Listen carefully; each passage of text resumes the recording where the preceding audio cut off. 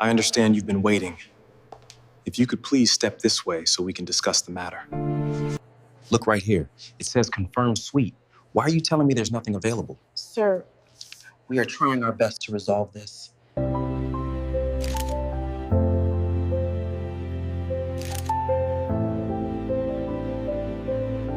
We need to verify your reason for being here, sir. We are guests at this hotel. Let me just process this for you now, and that should be all set. Welcome to the hotel. Thank you. I confirmed this reservation last week. What do you mean it's not in the system? I apologize, sir, but we seem to be overbooked. Honey, what's going on? Honey, look at me. What does it say? We need to go. Don't worry, we are right here with you. Everything is going to be just fine.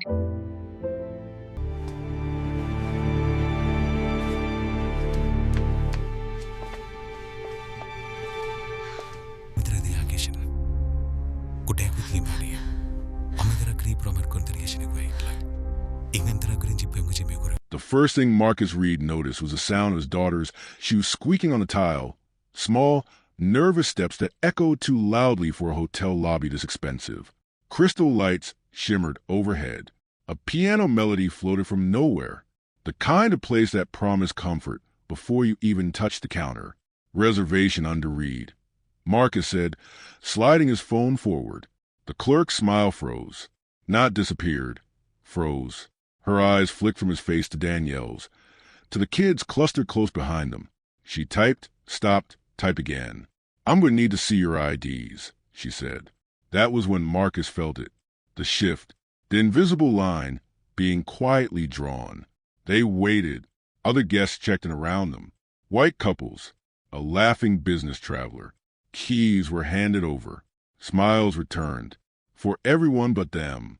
"There seems to be a problem," the clerk finally said. Danielle leaned closer. "What kind of problem?" The clerk lowered her voice, as if sharing a courtesy. "Your room is no longer available." Marcus exhaled slowly. He had confirmed twice. Paid in full. 6 hours on the road. His son was tired. His daughter's fingers were digging into her sleeve. A man in a blazer appeared. Management. Authority wrapped in politeness. "This property has a right to refuse service," he said, eyes already cold. "We're concerned about disturbances." "Disturbances?" Marcus repeated. The man smiled. Behind them, a security guard stepped closer. And as Marcus felt the room quietly turn against his family, his jacket pocket vibrated once, soft, almost unnoticed. The hidden camera was already recording. Marcus Reed noticed the silence first. It fell across the hotel lobby like a dropped curtain, sudden and complete, swallowing the hum of rolling suitcases and the soft piano track leaking from hidden speakers. He stood at the marble welcome desk with his wife, Danielle, their 12-year-old daughter Aisha pressed against Danielle's side, their son Caleb rocking on his heels. Marcus held the reservation printout between two fingers, already creased from the drive. "Good afternoon," he said, calm, practiced. "We're checking in. Reservation under Reed." The clerk didn't reach for the keyboard. She stared at the paper, then at Marcus, then past him, as if searching for someone else who might speak. Her smile was thin, managerial. "I'm going to need to see your IDs," she said. Danielle slid her license across the counter. Marcus followed. The clerk lined them up with care, tapping the edges straight. She typed slowly, deliberately. The piano track skipped, then restarted. "There seems to be an issue," the clerk said.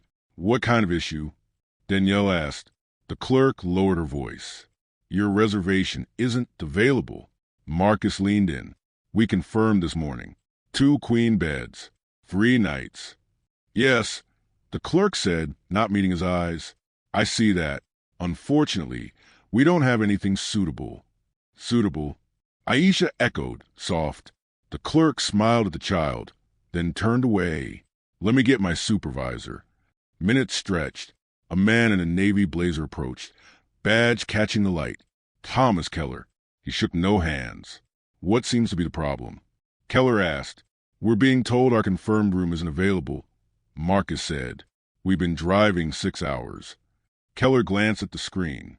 "This property has standards," he said. "We reserve the right to refuse accommodations when—" "When what?" Danielle asked.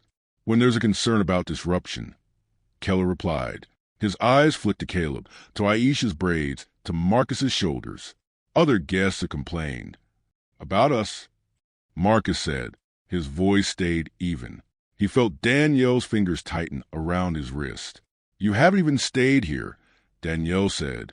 Keller's smile never reached his eyes. "We're happy to cancel your reservation without penalty." Marcus laughed once, short. "You canceled it already." Behind Keller, a security guard shifted, hand resting near his radio. Phones lifted in the background, then lowered, uncertainty rippling through the lobby. Danielle took a breath. "We're not leaving," she said. "Not like this." Keller leaned closer. "Sir," he said to Marcus quietly, "this doesn't have to be difficult." Marcus looked down at the counter. The polished stone reflected his face, steady, older than he felt. He thought of the camera clipped inside his jacket pocket, the one he'd forgotten to mention, the one blinking once, recording everything. "Actually," Marcus said, lifting his eyes, "it already is." Keller straightened. "Security," he said. The guard stepped forward. And in that moment, as the guard's shadow crossed the desk and Danielle pulled the kid behind her, Marcus felt the weight of the room tilt, history pressing its thumb to the scale, daring him to move. The manager didn't raise his voice when he called security. He didn't have to. The word itself moved the room, a quiet command that snapped eyes forward and stiffened spines. The guard stepped closer, boots whispering against the marble, his expression carefully blank.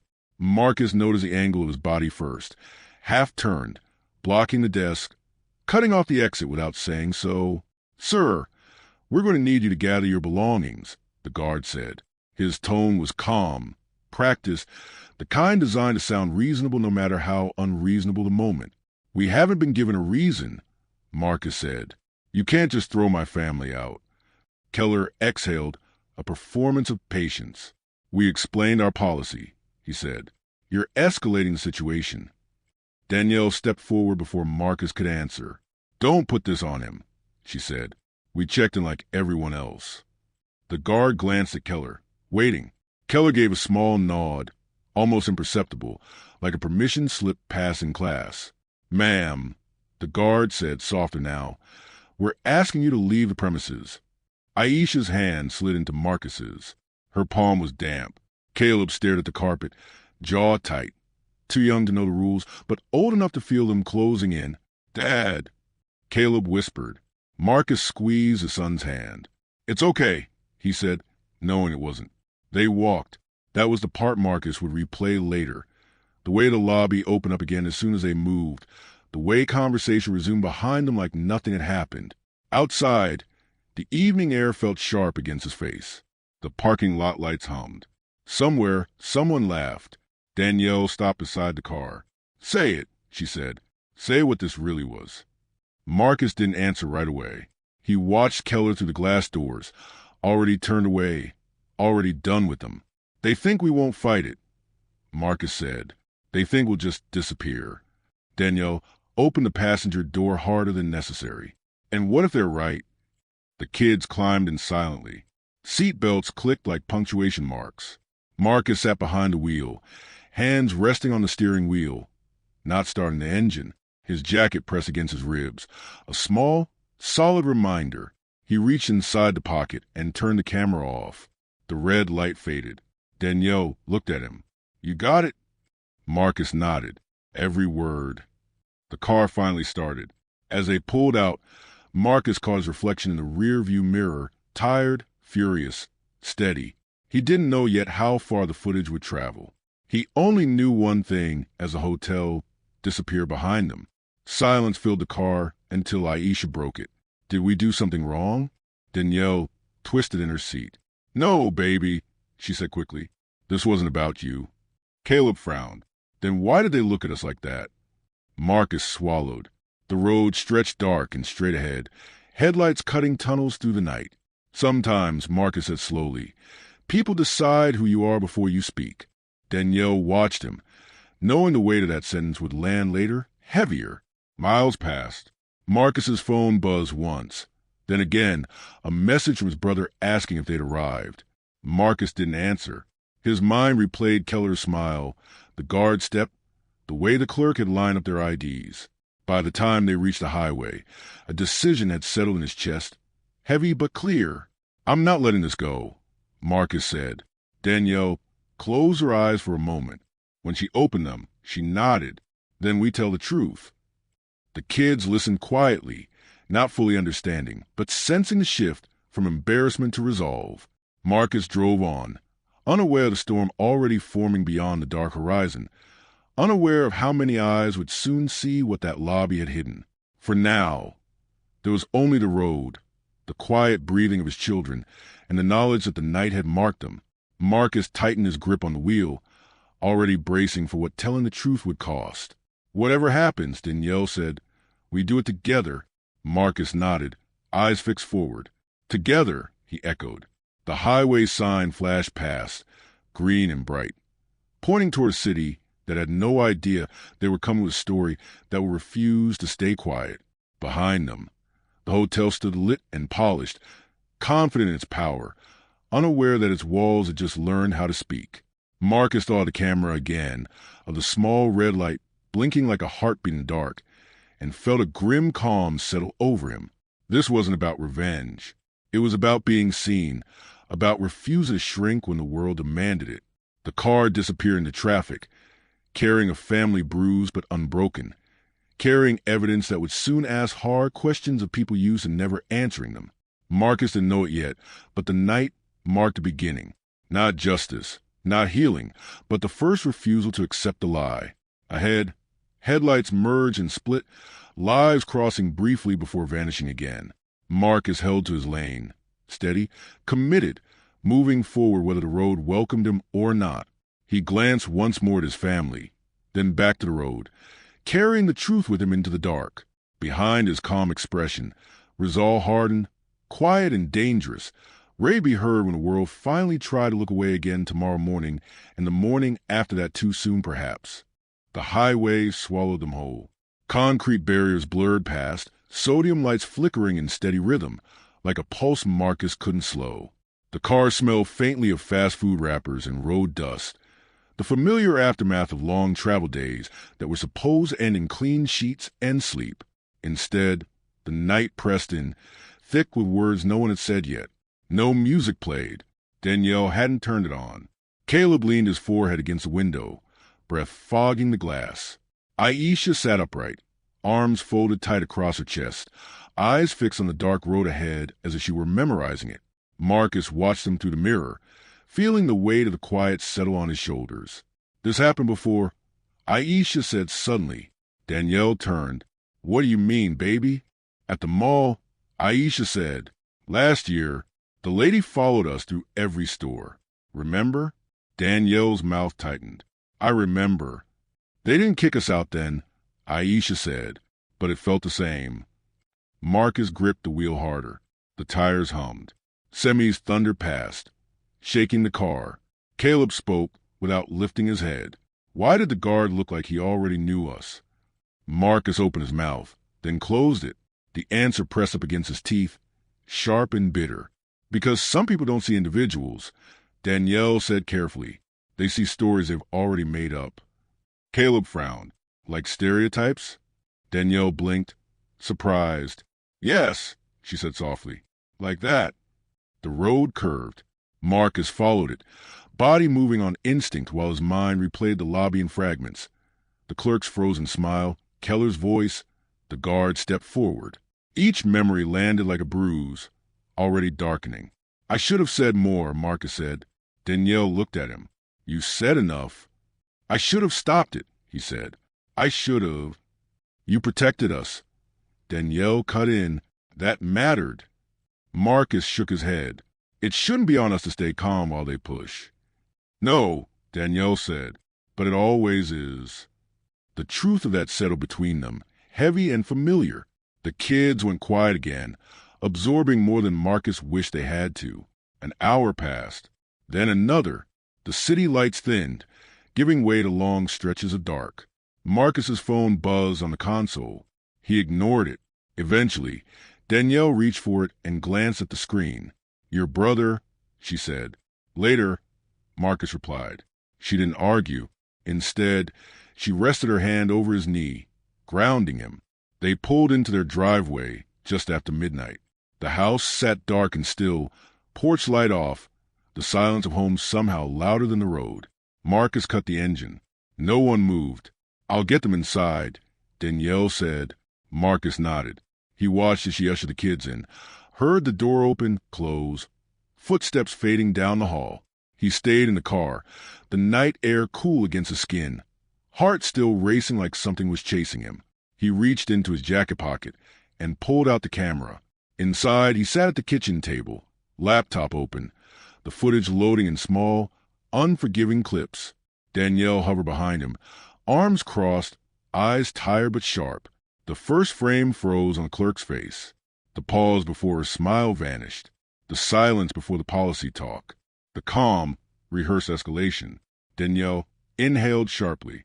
"God," she whispered. Marcus watched without blinking. Keller's voice filled the room, polite and damning. The guard's shadow crossed the screen. Aisha's voice, small, confused, floated up from the background. Danielle turned away, turned it off. Marcus didn't. He couldn't. When it ended, the kitchen felt too quiet. The refrigerator hummed. A clock ticked. "This is bad," Danielle said. "This is clear," Marcus replied. She looked at him. "Clear doesn't mean safe." He nodded. "I know." They sat in silence, both understanding the choice without naming it. "Once it's out," Danielle said slowly, "we can't take it back." Marcus thought of the lobby, of the way people had looked through them, of the kids' questions in the car. "If we don't put it out," he said, "it disappears." Danielle closed her eyes. When she opened them, they were wet. "I hate that this is what it takes." "So do I." He uploaded the video under a new account, fingers steady despite the pounding in his chest. No captions, no commentary, just the footage. The screen blinked.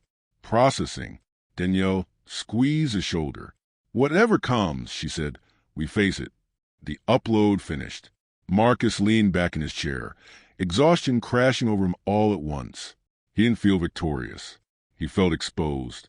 Somewhere online, the video sat waiting, quiet for now. Marcus shut the laptop. Upstairs, a floorboard creaked as Aisha turned in her sleep. Caleb murmured something unintelligible. Marcus stared at the dark screen, knowing the truth had left the room, knowing it would come back louder, sharper, impossible to ignore. Outside, the night held its breath. Marcus woke before his alarm, heart already racing. Dawn leaked the blinds in thin gray lines, painting the ceiling with quiet. For a moment, he forgot. Then his phone buzzed. Once, twice, then again. He reached for it, thumb hovering before the screen lit up with notifications stacked like dominoes. Missed calls, messages, alerts from platforms he barely used. His stomach tightened. "Marcus?" Danielle murmured from beside him. "It's happening," he said. He swung his legs out of bed and stood, phone glowing in his hand. The video thumbnail stared back at him. Grainy lobby lights, the welcome desk frozen mid-moment. Beneath it, numbers climbed faster than he could process.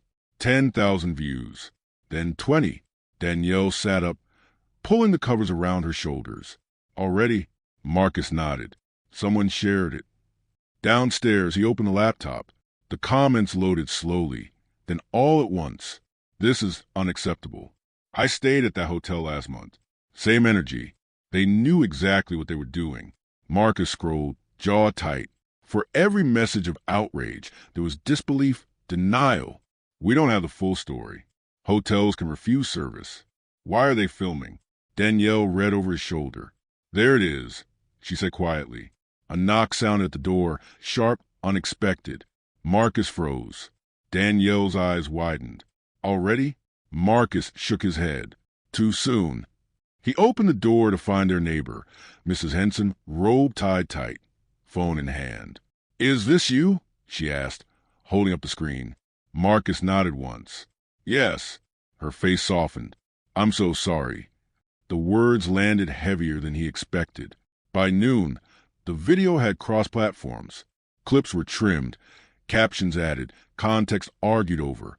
A local blogger picked it up, then a regional news outlet. Danielle watched coverage from the couch, arms wrapped around herself. "They're saying alleged discrimination," she said, like it's hypothetical. Marcus's phone rang again. Unknown number. He answered. "Hello, Mr. Reed." A man said smoothly, "I'm calling on behalf of Northgate Hospitality Group." Marcus didn't respond. "We're aware of a video circulating online." The man continued, "We'd like to resolve this privately." "Resolve what?" Marcus asked. "A misunderstanding," the man said. "These things could be taken out of context." Danielle mouthed, "Don't." Marcus swallowed. "You had context. We were standing right there." A pause. "We'd like to offer a full refund and complimentary future stay." Marcus laughed once, hollow. "You think that's what this is about?" Another pause, longer this time. "We prefer to avoid unnecessary escalation." Marcus ended the call. The hotel statement dropped an hour later. Polished, neutral. "We take all concerns seriously. Our staff acted in accordance with company policy." Danielle read it aloud, voice shaking. "They're lying." "They're protecting themselves," Marcus said. By evening, the kids were home from school. Aisha held her phone out. "My friend asked if this was us." Danielle knelt in front of her. "How did that make you feel?" Aisha shrugged, then didn't. "Like everyone's looking at me." Caleb scowled. "Good," he said. "They should look." Marcus hugged them both, feeling the cause settle deeper. That night, a national anchor mentioned the story in passing. The video played behind her, blurred faces, muted sound. Danielle turned the TV off. "They're turning our worst night into a segment." Marcus sat beside her. "It's bigger now." Outside, a car slowed near their house, then drove on. Marcus watched through the window longer than necessary. His phone buzzed again. A text from an unfamiliar number. "You should have stayed quiet." Marcus stared at it, pulse quickening. He showed Danielle. Her face tightened. "This is what I was afraid of." Marcus deleted the message. "This is why it matters." Later, when the house was quiet, Marcus refreshed the page one more time. The view count had passed 1,000,000. He closed the laptop gently, like it might break. The truth was no longer theirs to carry alone. It had entered a world that chewed stories up and spat them out changed. Marcus lay awake, listening to the house breathe, knowing tomorrow would bring consequences he couldn't predict. Somewhere in a boardroom or office, people were already drafting responses, strategies, denials. The video kept playing anyway. The upload had done its job. Now the waiting began. By the third morning, Marcus stopped being surprised by the noise. The phone rang before sunrise. Emails stacked faster than he could open them. News alerts buzzed in uneven bursts, each one pulling the story further from that marble desk and into places Marcus had never imagined. What had started as a single video had fractured into headlines, commentary, opinion panels. Danielle watched from the kitchen doorway as Marcus sat at the table, shoulders tense, coffee untouched. "You don't have to answer all of them," she said. "I know," Marcus replied. He answered another call anyway. "Mr. Reed, this is Channel 8. Can you confirm?" He ended the call mid-sentence. By mid-morning, the hotel name was everywhere. Pundits debated policy language. Legal analysts dissected the footage frame by frame. Commentators argued about tone, intent, and whether discrimination required raised voices or slurs to count. "It's always that," Danielle muttered. "If they don't shout it, people pretend it didn't happen." A breaking update flashed across Marcus's screen. Former employee speaks out. He clicked. A woman sat in shadow, voice altered, caption front desk associate, 2019 to 2022. She described coded instructions, whispered warnings, discretion that always seemed to land on the same kinds of guests. Danielle covered her mouth. "It wasn't just us." "No," Marcus said quietly. "It never is." The phone rang again. This time, Marcus answered. "Mr. Reed." A woman said, voice firm, "My name is Angela Perez. I'm with the State Civil Rights Office." We'd like to speak with you. Marcus closed his eyes for a moment. Okay. By noon, protesters gathered outside the hotel. Signs rose against the glass facade. Dignity is not optional. Policy is not an excuse. Inside, the hotel released a second statement. This one promised an internal review. Danielle read it aloud. Internal review, she repeated, like grading your own test. Aisha sat cross-legged on the couch, watching footage on her phone. They're saying his name, she said. Marcus nodded. That's how it works. Caleb looked up. Is he going to jail? Marcus hesitated. It doesn't work that fast. Or that cleanly. He didn't add. That afternoon, a reporter stood across the street from their house. Camera trained on the lawn. Marcus watched through the blinds, heart pounding. Danielle crossed her arms. This is getting too close. Marcus stepped outside anyway. He didn't raise his voice. He didn't perform. He said what happened. He said why it mattered. He said they were tired of being invisible. The clip went viral within the hour. By evening, the hotel announced that Thomas Keller had been placed on administrative leave. The wording was careful. Temporary. Pending. Danielle stared at the screen. That's it. For now, Marcus said. Another former employee came forward. Then another. A pattern sharpened. Dates. Complaints. Settlements buried in paperwork. Sponsors began quietly pulling logos from the hotel's website. A conference relocated. A celebrity canceled an appearance. The story had teeth now. Marcus's brother called. I'm proud of you, he said. But you okay? Marcus looked around the living room. The kids doing homework, Danielle pacing, the TV on mute. Ask me tomorrow. That night, Marcus sat at the kitchen table alone. He read messages from strangers. Some thanked him, some blamed him, one threatened him. He shut the laptop. Danielle joined him, placing a hand on his shoulder. This is bigger than us now, she said. Marcus nodded. That scares me. It should, she replied. But it also means you were right. Outside, sirens wailed in the distance. Somewhere else, another story was breaking. Another injustice fighting for air. Marcus thought of Keller, of the guard, of the clerk's frozen smile. He didn't feel triumph. He felt tired. But he also felt something else, something steady beneath the fear. They had told the truth. Others were adding theirs. The hotel's walls were cracking.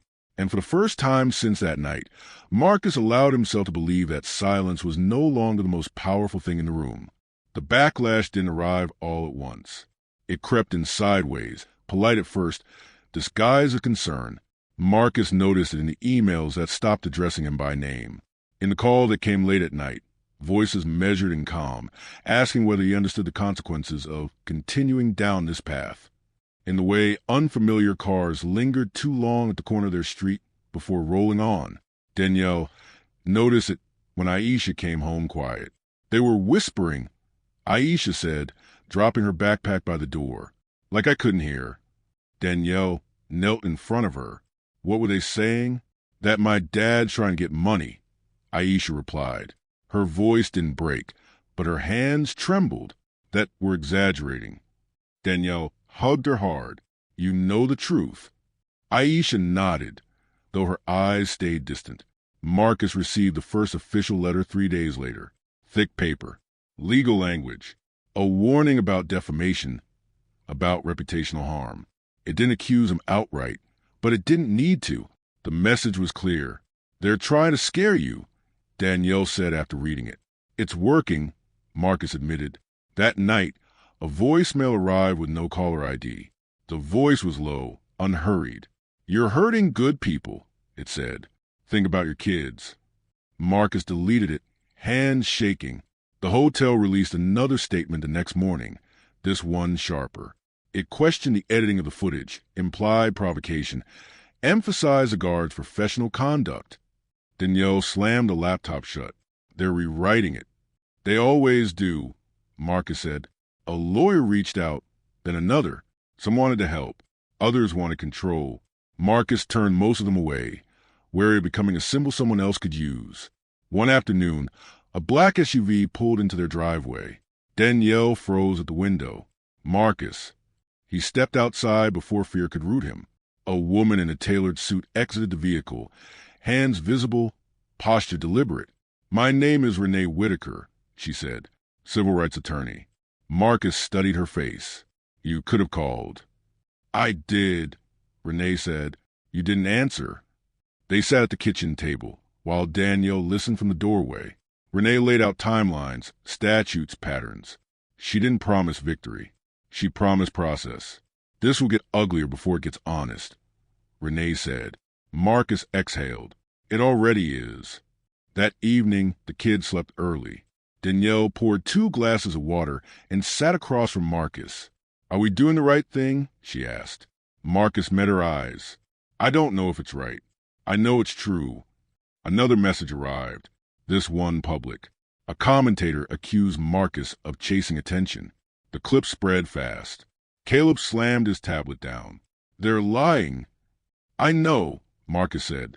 "But everyone's watching," Caleb said. "What if they believe them?" Marcus pulled him into a hug. "Some will," he said. "Some already do." Outside, a protest broke out in front of the hotel. Inside their house, the mood stayed heavy. That night, Marcus couldn't sleep. He paced the living room, replaying every decision. The upload, the interview, the silence he'd broken. He wondered how many families had stayed quiet because the cost was too high. His phone buzzed. A text from Renee. They're requesting mediation. That means pressure. Marcus stared at the message. Danielle joined him, wrapping a blanket around his shoulders. "You're shaking," she said. "I don't feel brave," Marcus said. "I feel exposed." Danielle squeezed his hand. "Brave isn't loud," she said. "It's staying." Marcus nodded, breathing slow. The next morning, a news alert broke. Hotel board launches external investigation. The tone had shifted. Not enough to feel safe. Enough to feel real. Marcus stood at the window, watching the sun rise over a neighborhood that hadn't asked for this spotlight. Retaliation had come. Pressure had followed, but so had cracks in the walls. Marcus straightened, shoulders squaring not with confidence, but with commitment. They were trying to make him small. He refused. The air in the conference room was sharp, sterile, and deliberately neutral. Marcus Reed sat at the polished oak table, Danielle beside him, hands intertwined. Renee Whitaker had arranged a meeting with the hotel board, lawyers, and human resources representatives. The sense of power emanating from the polished suits across the table was palpable, but Marcus didn't flinch. He'd survived worse eyes before in hallways, lobbies, parking lots. He could survive this. "Thank you for coming," the lead board member began, voice smooth, rehearsed. "We want to understand the situation fully. Mr. Reed, would you like to start?" Marcus took a breath. He could feel Danielle's fingers squeezing his. He nodded. "I want to be clear," he said, eyes sweeping the room. "This wasn't a mistake. This was intentional. Our family was singled out, humiliated, and denied the service we had legally reserved. Security was involved. The manager stated there were concerns about us disturbing other guests. None of this is acceptable." A murmur ran through the room. One lawyer adjusted his glasses, pretending calm. The HR representative cleared her throat. "Can you provide proof of this claim?" she asked. Marcus held up his phone. "The footage is complete. No edits. It records your employees' words, the manager's instructions, and the guard's actions. Everything we experienced is on it." The board member exchanged a glance with Keller, who now sat in the corner, shifting uneasily. Keller's confidence from the lobby had vanished, replaced by the careful neutrality of a man suddenly aware that the room's rules applied to him. A young lawyer representing Keller spoke up. "Mr. Reed, while your experience is regrettable, we contend that the hotel staff acted within policy guidelines." Marcus leaned forward. "Policy? Policy doesn't allow discrimination. Policy doesn't erase human dignity. Policy is not an excuse to single out my children." Danielle's eyes glistened. She cleared her throat, speaking softly but firmly. "Our kids asked if they did something wrong. They didn't. And they shouldn't have to question their worth because of your company's so-called guidelines." The silence was almost unbearable. Marcus watched as Keller fidgeted, finally looking cornered. A few board members avoided eye contact, shifting papers, their polished veneer cracking. Renee's voice cut in. We have documents from former employees confirming patterns of selective enforcement, coded instructions, and previous complaints. This is systemic, not isolated. We intend to hold the responsible parties accountable. A HR representative swallowed hard. We were unaware of these documents. They were never reported? Marcus asked, or ignored. The room remained silent. Keller finally spoke, voice tight. I did what I thought was best for the hotel. Best? Marcus echoed. Your best humiliated a family, threatened our safety, and treated children like criminals. How is that best? The lead board member cleared his throat. This is difficult. We will conduct a thorough internal review. Appropriate actions will be taken. Marcus knew this phrase well. It was designed to sound decisive without committing to anything. He waited. Then Renee handed over copies of emails, internal memos, and previous complaints. The board members' eyes widened as they skimmed, some pale, some furious. One muttered under his breath, audible enough to Marcus, This could be catastrophic. The video clips and supporting evidence left the room trembling with proof. Keller's face went pale, words faltering. No rehearsed responses left to save him. Danielle whispered, It's happening. Yes, Marcus said. They see it now. By the afternoon, the first public acknowledgement appeared. The hotel's board released a statement admitting the failure of staff oversight and promising disciplinary action. Keller was suspended indefinitely. HR underwent immediate review. Policies were rewritten. Staff training mandated. Sponsors quietly withdrew support. Conference bookings were canceled. Marcus watched it all unfold, knowing these victories weren't neat or simple. The emotional toll still lingered. Aisha's eyes still searched rooms for judgment. Caleb still clenched his fists when he overheard strangers talking. Danielle still flinched at her phone's vibration. Accountability, Marcus realized, came with cost, even when justice leaned in their favor.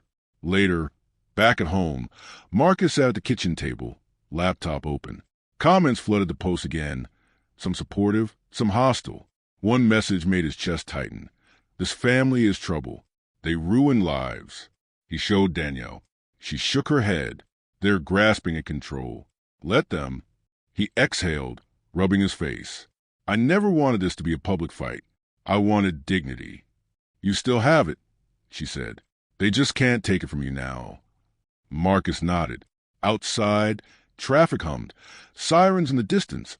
Life moving forward. Somewhere, Keller was probably revising resumes, writing statements, imagining life without his position, reputation, and authority intact. Marcus allowed himself a small, bitter smile. The people who had tried to crush them were finally facing consequences. But the personal toll remained, sleep lost, anxiety constant, the subtle tremor of hyper-awareness that followed them wherever they went. Still, the day's weight was tempered by something else, a sense of balance, fragile but undeniable. The world had turned a little, and their voices had helped. Danielle leaned back against the counter. Tomorrow, the headlines will still scream, but today they're listening. Marcus looked at his children asleep in their rooms, imagining their futures, imagining the lessons they would carry. Courage, truth, persistence. The world wouldn't always bend, but it could be held accountable. He closed the laptop. Outside, night fell. The streetlights glowed, casting long shadows. Marcus and Danielle stood on the porch for a moment, silent, hands entwined. Together, Danielle said softly. Marcus squeezed her hand. Together, the hotel had been forced to answer. Justice, partial and painstaking, had arrived.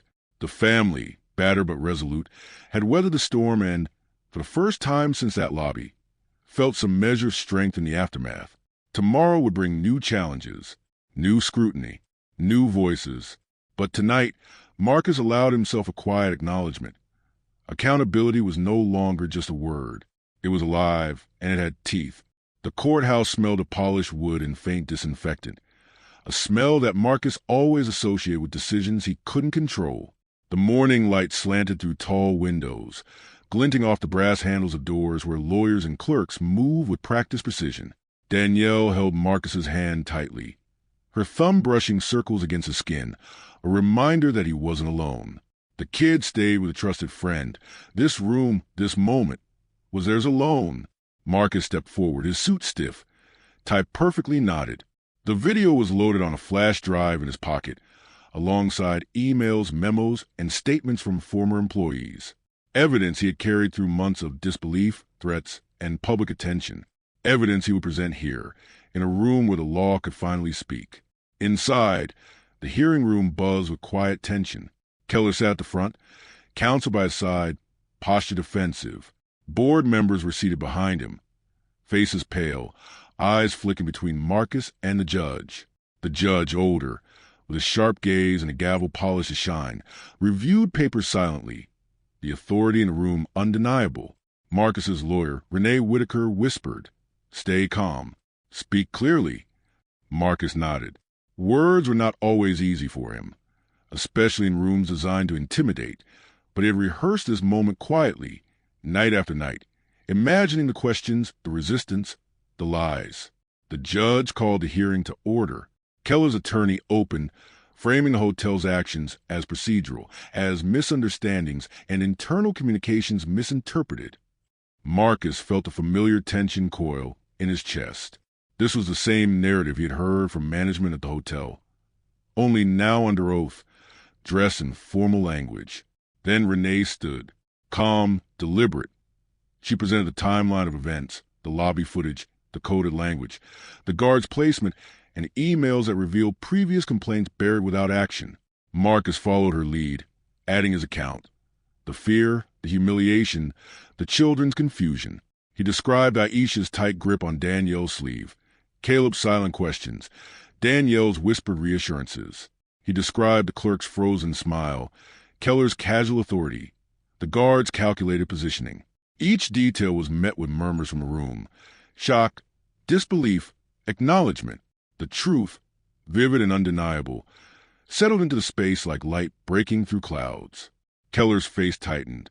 His attorney objected frequently, attempting to frame Marcus's testimony as subjective, emotional, exaggerated. But the video cut through argument. The memos cut through narrative. Each fact corroborated another, an unbroken chain of evidence. The judge leaned forward. "Mr. Reed," she said, voice measured, "do you understand that your testimony may be challenged, that your recollections could be questioned by counsel?" Marcus looked around, then directly at Keller. "Yes," he said, "and I stand by every word." He recounted the fear in the lobby, the way other guests glanced at them, the unspoken judgment in polished eyes. He recounted the threats, the anonymous messages, the scrutiny after the video went public. His voice never wavered. "Did you attempt to resolve this privately before going public?" Keller's attorney asked, voice sharp. "Yes," Marcus replied. "We tried to speak to management. We were dismissed, threatened, and ignored." Questions came fast, about dates, times, previous interactions with hotels. Marcus answered each, firm and factual. Renee supplemented with documents, highlighting internal emails where staff referenced concerns and potential disturbances, language that reflected bias rather than actual risk. By the afternoon, witnesses arrived. Former employees described the unspoken rules, who could be refused service, who was watched, how discretion often meant discrimination. Keller's answers grew defensive, his tone tighter, rehearsed politeness cracking. Danielle's eyes glistened as Marcus testified. Their children had asked him later what he remembered most about the lobby. He realized he would never forget every glance, every silence, every calculated movement. He recounted it all, not for vengeance, but for justice. The judge called a short recess. Marcus sat quietly, Danielle beside him, holding his hand. Outside the room, the city moved oblivious to tension and truth being unveiled inside. Marcus felt exhaustion in his bones, but beneath it, a steely resolve. When the hearing resumed, Keller's defense faltered. Emails and memos directly contradicted his claims. The board's prior statements, previously vague, now betrayed knowledge of complaints ignored. The pattern of behavior was clear, undeniable. Renee closed the presentation. Marcus's testimony hung in the air, the room absorbing the weight of months of humiliation, threats, and the fight for acknowledgement. The judge's gaze was steady. She scribbled notes, reviewed each exhibit, and finally spoke. This court recognizes the documented pattern of discriminatory behavior presented, she said. We will deliberate on appropriate consequences. The evidence demonstrates systemic failures that cannot be ignored. Marcus exhaled. Relief was tempered. Justice wasn't instantaneous, perfect, or complete, but acknowledgement, the formal legal recognition, was real. The families affected, past and present, were finally seen. Outside the courthouse, Marcus felt Danielle's hand squeeze his. You did it, she whispered. He nodded, voice low. We did it. The kids had been waiting nearby, faces curious and tentative. Aisha and Caleb clung to Danielle, then to Marcus. The day had been long, heavy, terrifying, but the weight was lighter now. Not gone, but shared, recognized, validated. The media swarmed outside, eager for statements, reactions, sound bites. Marcus and Danielle ignored it, walking their children past cameras, shields of quiet dignity around them. The sun dipped low over the city skyline. Marcus looked at his family, bruised by the system, but standing. He thought of the hotel, the lobby, Keller, the guard, and the clerk. Change was slow, sometimes agonizing, but it had begun. Tonight, justice had a voice. Tomorrow, Marcus knew, would bring more challenges. But for the first time, it carried consequence, and the knowledge that their truth had been heard in a room designed to weigh the unweighted. They walked away together, the courthouse doors closing behind them, sunlight casting long shadows that seemed to promise both reckoning and hope. The hotel was quiet when Marcus and Danielle returned a week later. Quiet, and not in the way silence can be comforting. It felt brittle, like the way a scrutiny had pressed the walls flat. Staff moved differently, eyes lowered, voices measured. The public exposure had stripped away the arrogance that once filled every corner of the lobby. Marcus could feel the change before he even stepped inside, the subtle tension lingering like dust in the air. He and Danielle hadn't come to stay. They didn't want to, but curiosity drew them to see the space where the incident had unfolded. Aisha held Danielle's hand tightly, Caleb trailing close behind, scanning every face with suspicion and quiet determination. Children who had once been invisible in that marble hall were now acutely aware of their presence. Marcus noticed the manager's absence immediately. Keller had been dismissed. The board had promised a full review, and internal memos indicated further disciplinary action. The staff spoke in hushed tones, the kind that acknowledged wrongs without naming them, waiting for reassurance at this time. Behavior mattered. Danielle squeezed Marcus's hand. They're being careful now, she whispered. They should be, he said, voice low, eyes scanning the lobby. The security guard who had intimidated them before now offered polite nods to guests, not to him. Marcus could sense the lesson learned, the subtle, hard-earned lesson that prejudice carries consequence when confronted. Outside, reporters still circled the building, cameras trained on the doors. Social media continued to buzz with clips of the lobby, commentary on the hearings, and news of systemic failures. Marcus had grown numb to it, balancing relief with the exhaustion of relentless attention. At home, the children's questions persisted. Aisha asked why people could be so unfair. Caleb demanded to know why adults sometimes lied to protect themselves. Marcus and Danielle answered as best they could, careful to balance honesty with reassurance. They're afraid of the truth, Marcus said to Aisha one evening. Some people fear being exposed. That fear makes them act cruelly. Aisha nodded slowly. So showing the video it scared them? Enough to change things, Danielle added. Not all at once, not perfectly, but enough to remind them that actions have consequences. The family went to the neighborhood park later that week. Sunlight slanted through the trees, children's laughter floating in the air. For the first time since the incident, Marcus noticed Caleb kicking a ball with other kids without hesitation. Aisha drawing lines in the sand, imagination unbound by the fear that had once shadowed her small movements. Marcus and Danielle watched, exhaling collectively, knowing the emotional scars lingered even as the surface of their lives began to normalize. Marcus reviewed the settlement documents from the hotel. Policies would be rewritten, staff training mandatory, and Keller's professional record permanently marked. Compensation had been offered, not as a reward, but as acknowledgement of harm done. Marcus didn't dwell on the money. It was the validation, the tangible recognition of wrong, that mattered most. He sat in his home office, reviewing news coverage. Other families reached out, inspired to share similar experiences. Marcus forwarded Renee Whitaker's contact, aware that his fight had created pathways for others to be heard. There was no triumphant fanfare, just quiet victories, threads of accountability weaving slowly through systems that had long ignored them. The nights remained restless. Marcus woke occasionally, remembering Keller's calm smile, the guard's poised stance, the clerk's frozen expression. Trauma does not vanish with headlines or legal victories. It lingers, settles into quiet corners, and waits. But Marcus also noticed resilience taking root, the courage of speaking out, the strength of his family, the affirmation of truth prevailing in the eyes of justice. Danielle sat beside him during one of these nights. "You've carried this weight for months," she said softly. "Do you feel lighter?" Marcus shook his head slightly. "Not lighter, sharper, focused. The weight hasn't disappeared. It's just acknowledged." Outside, evening traffic hummed. Somewhere, a news van parked across the street, reporters preparing for the latest story. Marcus watched for a moment, then turned back to his family's home. In the kitchen, Caleb and Aisha were laughing over a board game, Danielle pouring tea. It wasn't perfect, but it was theirs. Marcus realized that the cost of justice was not only emotional, but permanent. The incident would remain a defining memory for the children, for Danielle, for himself. But it also left him with a crucial lesson. Resilience, visibility, and refusal to accept injustice mattered. The world could challenge them, threaten them, try to diminish them.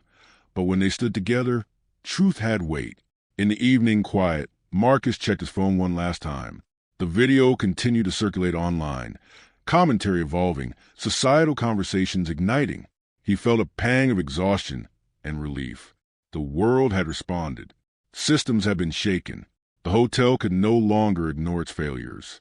Danielle joined him on the porch. The air smelled faintly of rain and concrete, a cleansing scent after months of tension. She leaned against him, eyes scanning the horizon.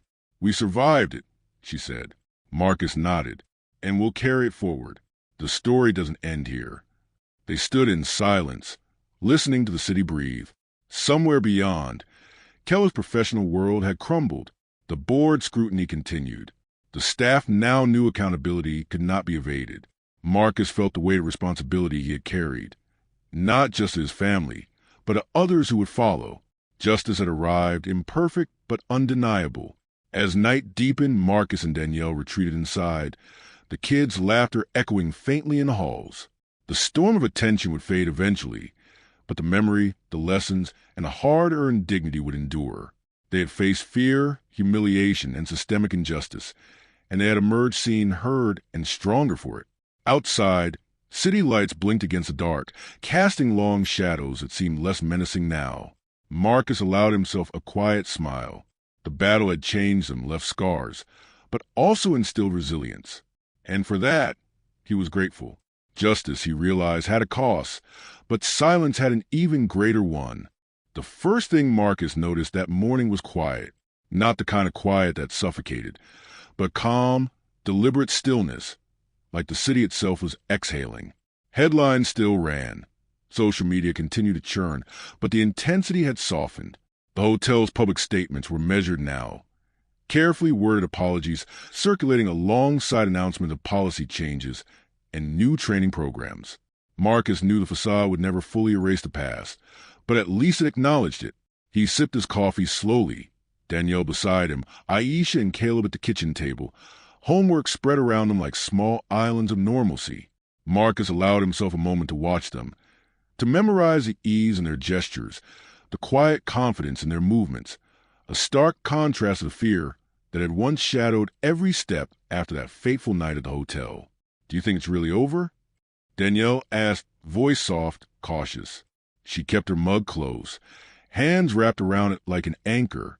Marcus exhaled. "Over? No. The story will linger.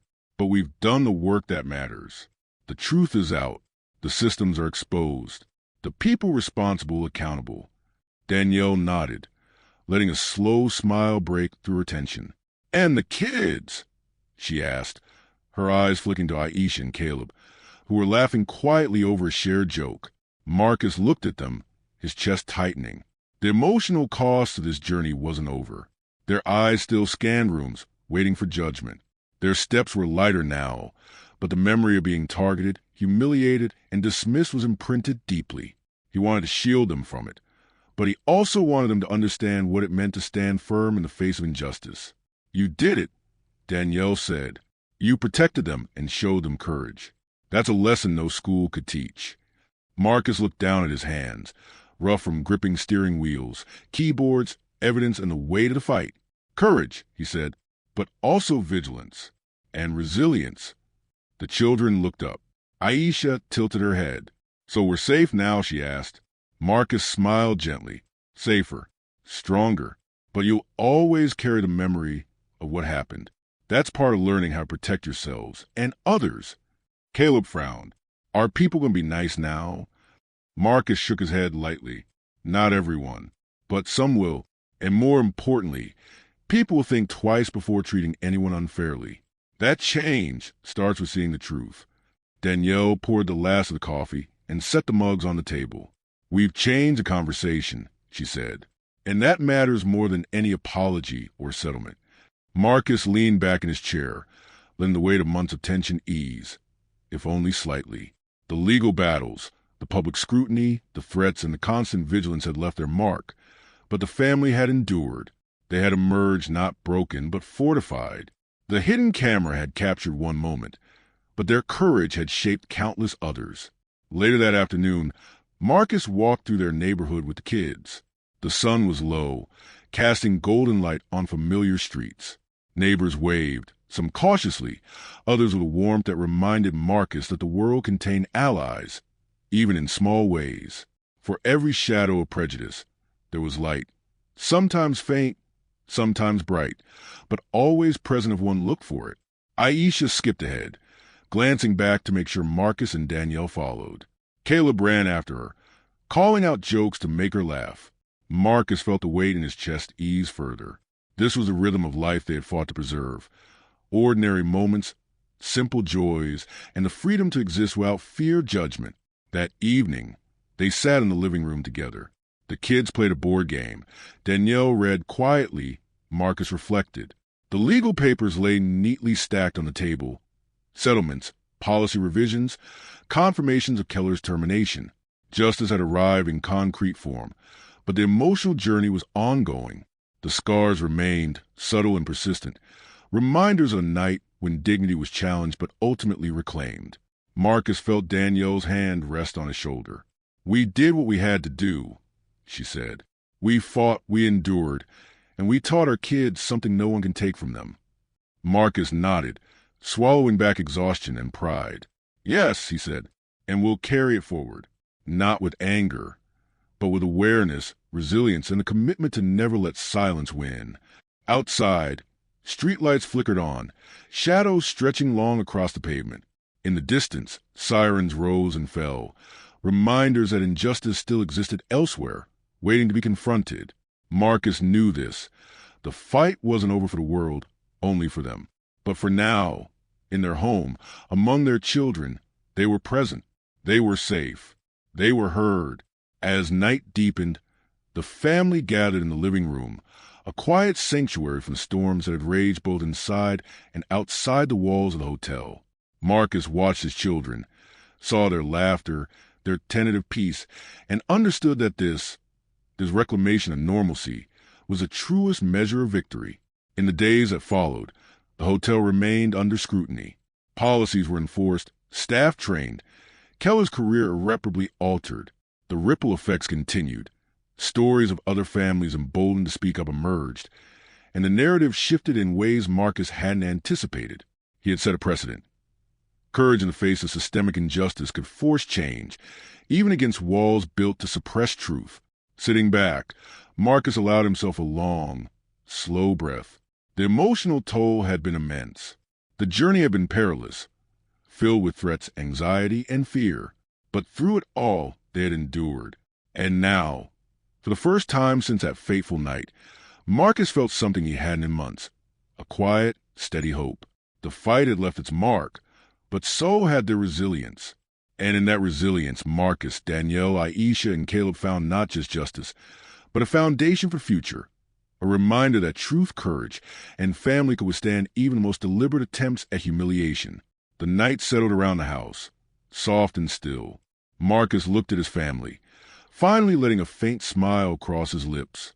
They had survived the storm, endured the scrutiny, and emerged stronger. The world had been forced to see them, and now at long last they could breathe. The camera had captured one night, one hotel, one moment, but the story they carried, the lessons they had learned, and the dignity they reclaimed would endure far longer than any video. An enduring testament to resilience, truth, and justice.